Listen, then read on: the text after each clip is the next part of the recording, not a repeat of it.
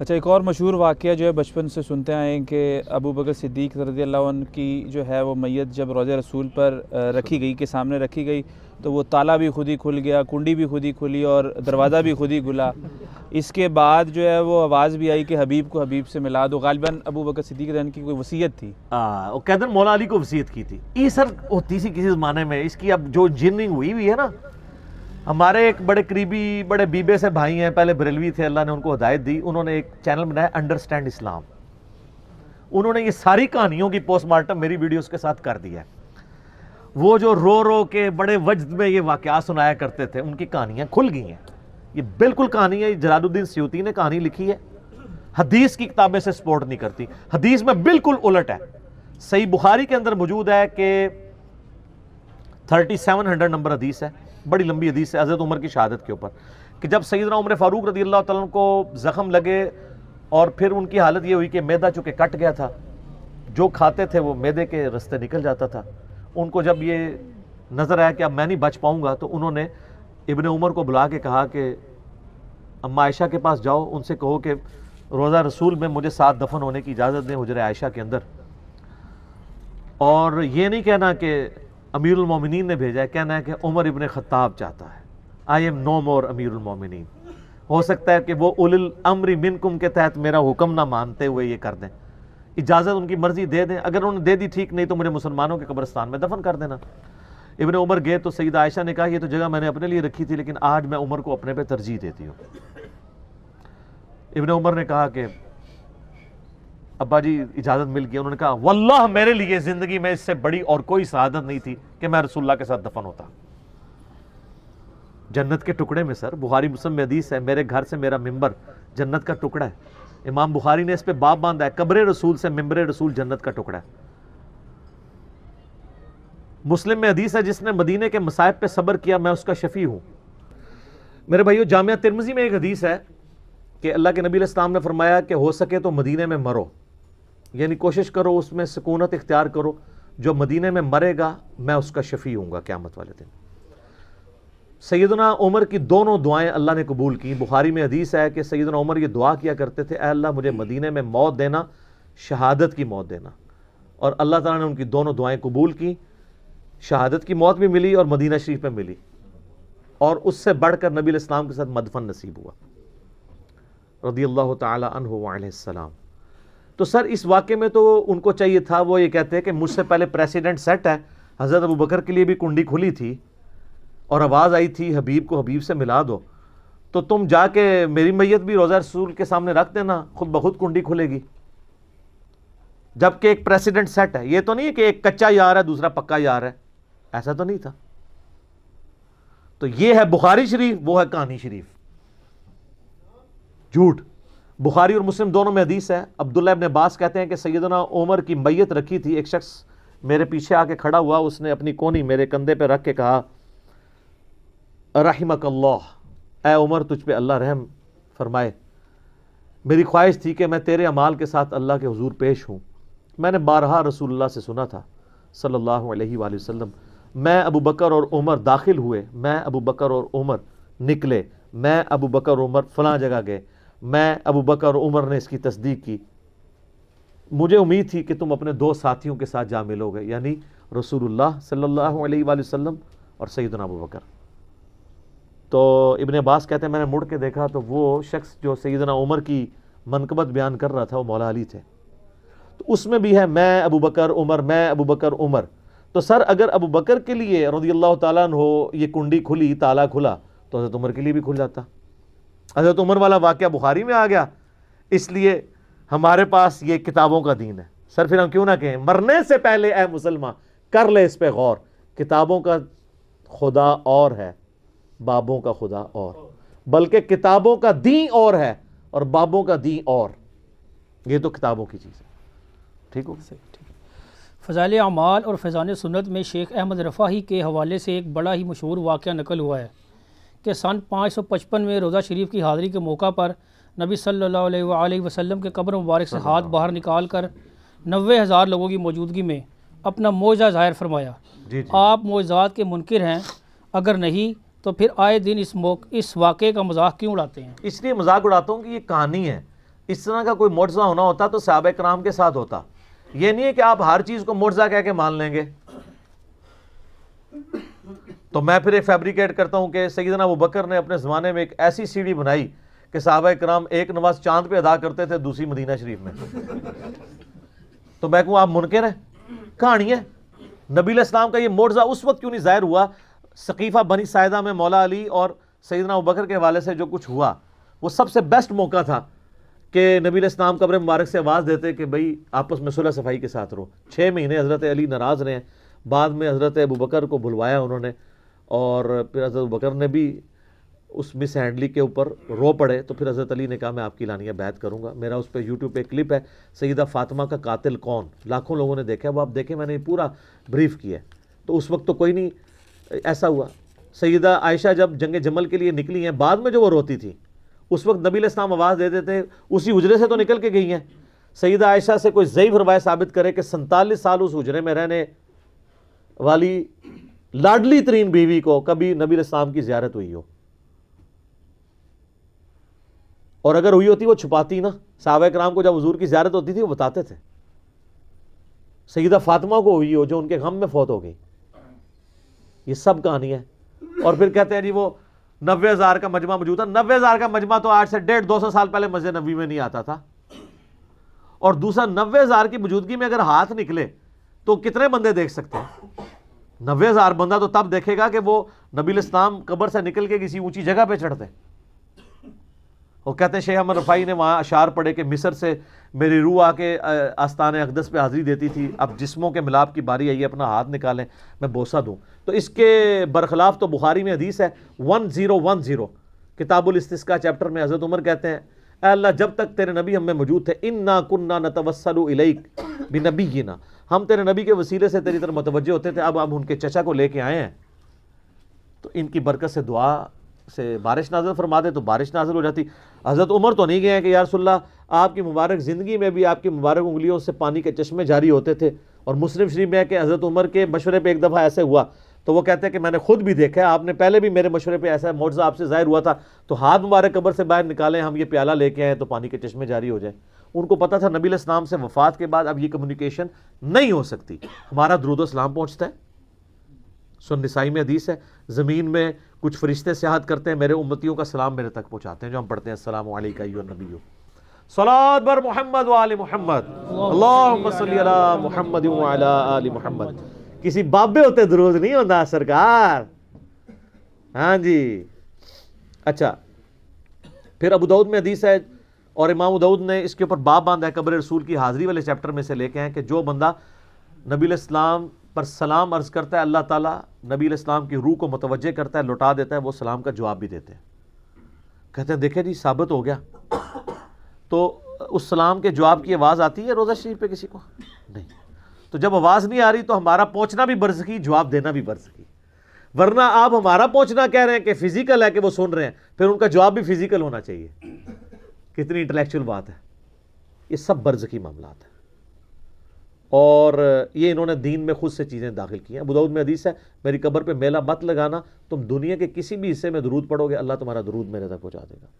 صلوات بر محمد وآل محمد اللہم صلی علی محمد وعلی آل محمد. تو یہ شیخ احمد رفاعی والا واقعہ بالکل جھوٹا گستاخانہ واقعہ ہے. نبی علیہ السلام کو کوئی چیز مجبور نہیں کر سکتی. سورہ انبیاء کے اندر آیت ہے کہ جو دنیا سے چلا گیا اب قیامت تک دنیا میں واپس نہیں آئے گا. یہ کہتے ہیں حضرت عیسیٰ علیہ السلام مردے زندہ کرتے تھے، وہ دنیا میں واپس نہیں آتے تھے، وہ صرف دکھاتے تھے مردوں کو زندہ کر کے. وہ حضرت عیسیٰ کے نبی ہونے کی گواہی دیتے تھے، پھر وہ اسی وقت مر جاتے تھے. چلتے پھرتے نہیں تھے. نا نا نا انج نہیں سی ہوندا. مردے اچھا کہتے ہیں حضرت عیسیٰ مردے زندہ کرتے تھے، شیخ عبدالقادر جیلانی نہیں کرتا. دیکھو کیسی انالوجی بناتے ہیں، کیسی. ٹھیک یہ جناب وہ برات ڈوب گئی، انہوں نے اپنی برات ڈوب چڑی اللہ کے فضل نال. سب کہانی ہے جھوٹ، کچھ بھی نہیں ایسا ہوتا.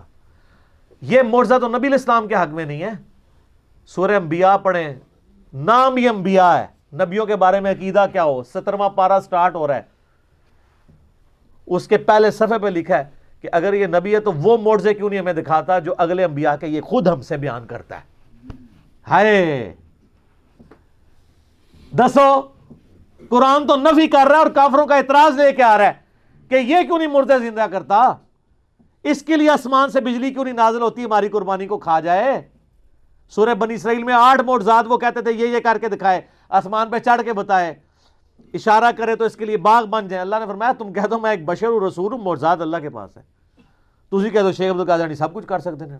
سر کوئی پیغمبر بھی کچھ نہیں کر سکتا سوائے وہ معجزات جو اللہ اٹیچ کرتے۔ حضرت موسیٰ علیہ السلام نے جب پہلی دفعہ عصا پھینکا تھا تو ڈر کے بھاگے کیوں تھے؟ اگر انہوں نے خود ہی بنایا تھا تو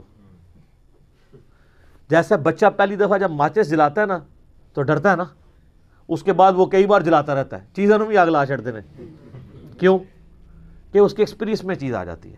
اگر حضرت موسیٰ نے خود عصا کو بنایا ہوتا اژدہا تو پہلی دفعہ ڈر کے نہ بھاگتے، پھر اللہ نے کہا نہیں ہاتھ لگا واپس آ جائے گا، اچھا اس کے بعد پھینکتے تھے بن جاتا تھا۔ اور جب سمندری جھیل کے کنارے آئے مصر سے نکلتے ہوئے تو ساتھیوں نے کہا مروات تھا جے سرکار، پیچھے بھی موت، آگے سمندر وہ بھی موت۔ تو اس میں آتا ہے کہ حضرت موسیٰ علیہ السلام بھی دل میں خوف کھا گئے کہ اب میں کیا کروں؟ تو ہم نے موسیٰ کو وحی کی کہ یہ عصا پانی پہ مار راستہ بن جائے گا۔ تو خود کو نہیں تھا مار لیا انہوں نے، سر ان کو یہی پتا تھا کہ یہ عصا صرف اژدہا بنتا ہے، ان کو یہ نہیں پتا تھا کہ اس سے یہ بھی ہو سکتا ہے۔ اور سر وہ کر بھی لیتے، ہونا کچھ نہیں تھا، اس لیے کہ اللہ کا امر نہیں تھا۔ یہ سوئچ آپ آن کریں اور کرنٹ نہ ہو بیچ میں، تو اسی جتنا مرضی سونا سوئچ لگا دو کچھ نہیں ہوئے گا۔ کرنٹ ڈیوائن سپارک تو اللہ کا ہے نا۔ موسیٰ علیہ السلام چاہے جتنی بار مرضی سوٹا مار دے رستہ نہیں سی بننا جب تک اللہ نے اجازت نہیں دینی تھی۔ تو سر جب معجزات کا یہ حالت ہے، بابے کتھے تو سر اے کھنگ کے ایک بار کھنگ کے کہو کہ مرنے سے پہلے اے مسلمان کر لے اس پہ غور، کتابوں کا خدا اور ہے، بابوں کا خدا اور جب غور کر لے تو ایک دفعہ جھوم کے کہنا ہے نہ میں ہوں آبی نہ میں بابی، میں ہوں مسلم، علم کتاب۔ ٹھیک ہو گیا جی؟ جزاکم اللہ۔ اگلا کوشچن ہے جی بھائی، ہم نے بچپن سے اپنے علماء کرام اور بزرگوں سے سن رکھا ہے کہ خانہ کعبہ کے اوپر سے کوئی پرندہ اور جہاز نہیں گزر سکتا، کیا یہ بات درست ہے؟ سر اب تو آپ یہ باتیں کہنا چھوڑ دیں، وہ ویسے نو فلائی زون ہے، ویسے اگر وہاں سے گزرنا۔ خانہ کعبے کے اوپر ہر سال لوگ چڑھے نہیں ہوتے بوٹوں سمیت فوجی جب وہ غلاف کعبہ چینج کر رہے ہوتے ہیں، وہ تو بوٹ لے کے چڑھے ہوتے ہیں، تسی کہتے ہو پرندہ نہیں گزر سکتا، وہ کیوں نہیں جل جاتے؟ کیونکہ یہ کہتے ہیں توہین ہے۔ پرندہ بچارہ پاؤں بھی نہ مارے، بچارہ ایویں اتو گزر جائے تو گستاخ، جڑے بوٹ لے کے چڑھے ہیں وہ کوئی گستاخ نہیں، وہ تو اوپر چڑھتے ہیں، ہر دفعہ چڑھتے ہیں۔ آپ دیکھ لیں محرم کے اندر بھی وہ غلاف کعبہ کی چینج ہونے کی سرمنی ہوتی ہے، اور ایک اور مہینے میں بھی سال میں 2 دفعہ چینج ہوتا ہے، وہ آپ لائیو دکھاتے ہیں وہ سعودیہ کے چینل کے اوپر۔ اور سر غلاف کعبہ پہ میں نے کبوتروں کی بیٹھیں خود دیکھی ہیں، گزرتے ہیں، کیوں نہیں گزرتے؟ اوپر جا کے بیٹھ بھی جاتے ہیں۔ جہاز اس لیے نہیں گزرتا کہ نو فلائی زون ہے، وہ وہاں پہ انہوں نے اجازت نہیں دی ہوئی کہ ادھر سے جہاز گزرے۔ ویسے یہ نہیں ہے کہ وہ جہاز گزرتا ہے تو جناب ڈگ پہنتا ہے، انج نہیں ہوتا، نہ اس طرح ہونا ہے۔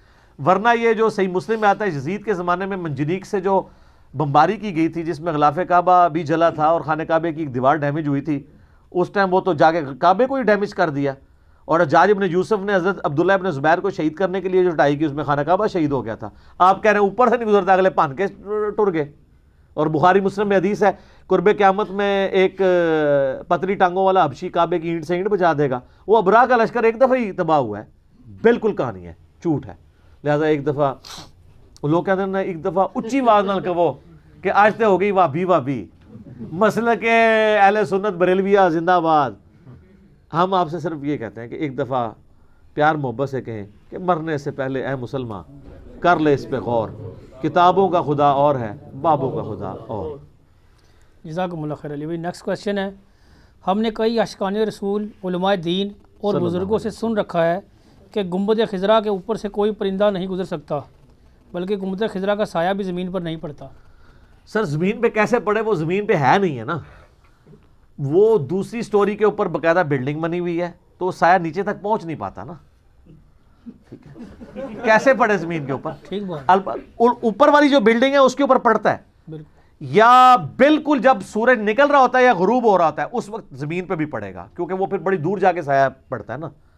رہا یہ کہ اس پہ پرندہ نہیں بیٹھتا، سر میں نے اپنی آنکھوں سے جب میں بریلوی تھا کئی پرندے میں نے گنبد شریف کی جو اوپر والی ٹپ ہے نا اس کے اوپر بیٹھے ہوئے بھی کبوتر دیکھے ہیں. وہ حالانکہ کتنی بڑی معمولی سی جگہ ہوتی ہے, بیٹھے بھی کرتے ہیں. اس میں کوئی گستاخی والی بات نہیں ہے. حضرت حسین علیہ السلام کی لاش پہ گھوڑوں کی ٹاپوں کے نیچے روندی گئی ہے, تو حضرت حسین کی کیا کوئی بے ادبی ہو گئی ہے اس میں؟ ان کا کوئی شان کم ہو گئی ہے؟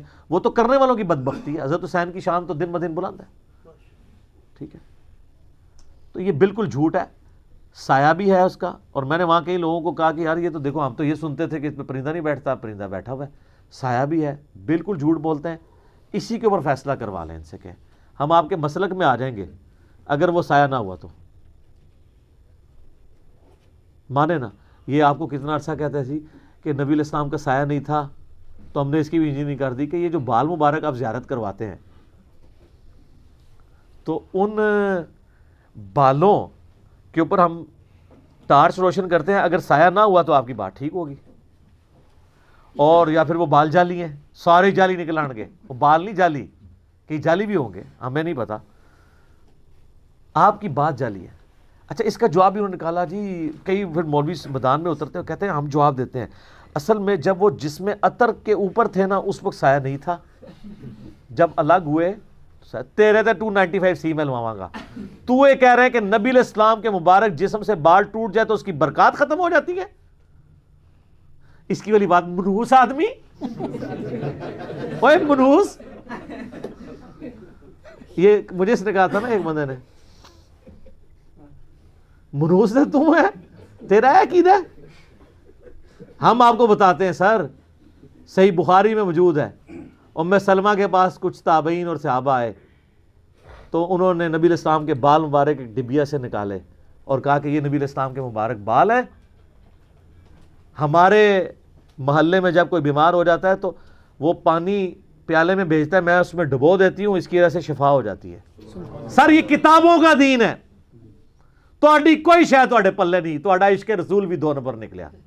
عشق رسول آ کے ہم سے سیکھیں. تہاڈی گستاخانہ عبارتوں پہ بولنا بھی 2 نمبر نکلا. تہاڈے بزرگاں دی بھی گستاخیاں میں کٹ ماریاں. ہن ایتھوں آ کے لو, اج دی اسام الرحمن ایتھے ہے. اسام المہندس علی المفندین, المہند بھی المہندس ہو گئی ہے. ٹھیک ہے, علی المفندین سارے سٹھیائے وہاں پہ. بالکل یہ جھوٹ ہے. سایہ ہے, بال مبارک کا بھی سایہ ہے, اس کی برکات آج بھی ہے. ٹھیک ہو گیا. جزاکم اللہ خیر.